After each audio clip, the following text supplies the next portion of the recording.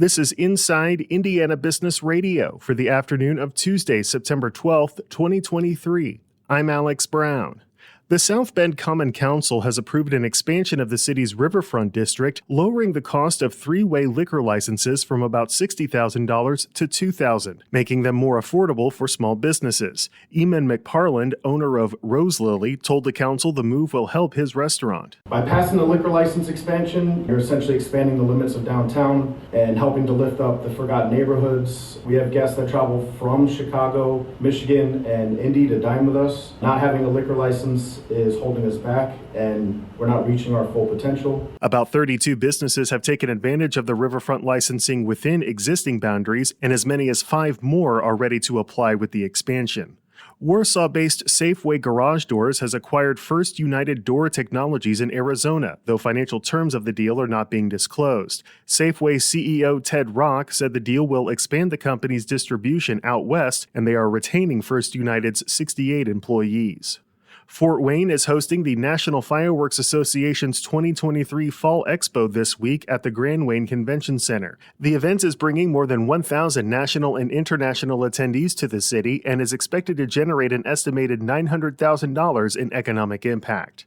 From the number one source for Indiana business news, this is Inside Indiana Business Radio. For 25 years, we've had the honor of telling the story of Indiana business. More than 1,300 shows, 8,000 interviews. We've traveled from Valparaiso to Versailles, Fort Wayne to Fort Branch, and everywhere in between. And we are just getting started. Our team is passionate about Indiana business because your story is worth telling. Join us every week as we travel the state to bring you Indiana's story. Inside Indiana Business, 25 years and counting. In response to a steep drop in Indiana's college-going rate, the Indianapolis-based Richard M. Fairbanks Foundation is committing $4 million to Marion County schools and community-based organizations. The grants are part of the foundation's College Matters initiative, a program designed to spur more Hoosiers to pursue post-secondary education. Fewer than half of Marion County high school graduates enrolled in college after high school in 2020, a 25% decrease in 10 years, according to the Commission for Higher Education.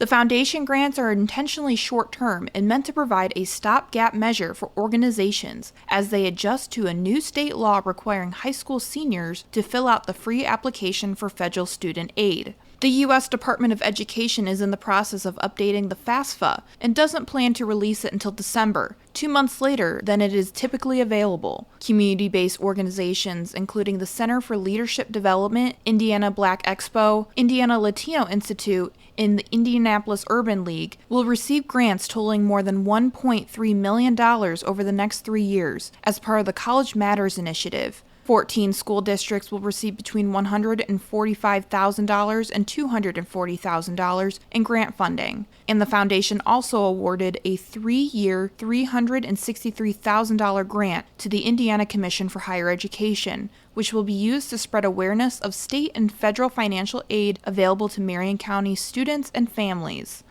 Kate Sharon, Inside Indiana Business Radio.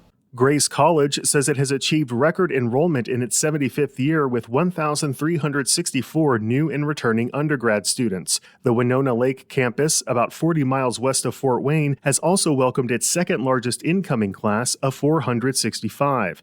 The total enrollment is 2,271 with the college's seminary, online school, and high school associate's degree program. Those 3 programs also saw growth. The Christian College opened its School of Science and Engineering last summer and recently launched a new academic research center called the Center for Movement and Well-Being. Community Hospital Anderson is fighting food insecurity by operating a 3-acre farm solely to send its produce to local food banks. The communal investment means about 30,000 pounds of produce will be served to food-insecure Madison County residents next year. The new push also means a new $2.5 million community center and kitchen called the Jetty Center, which will include a demonstration kitchen. Chief Foundation Officer Tom Bannon. We can give somebody a zucchini, but if they don't know what to do with that zucchini, we haven't helped them at all. So this demonstration kitchen will allow people to come and see cooking classes, participate in those things, learn how to prepare what we're giving them, learn how to like the vegetables and the fruit we're giving them, A lot of people will be like, I don't really like vegetables. Well, come let us teach you some ways that will make you like it and try it in a different way. The farm will also produce 200 pounds of honey each year and flowers for hospital patients. The initiative is funded through the Community Hospital Anderson Foundation. Indy Star columnist Greg Doyle is this week's guest on the Business and Beyond podcast with Gary Dick, presented by PNC, a weekly conversation with high-profile Hoosiers in business, sports, and entertainment, and beyond. Available now from your favorite podcast provider.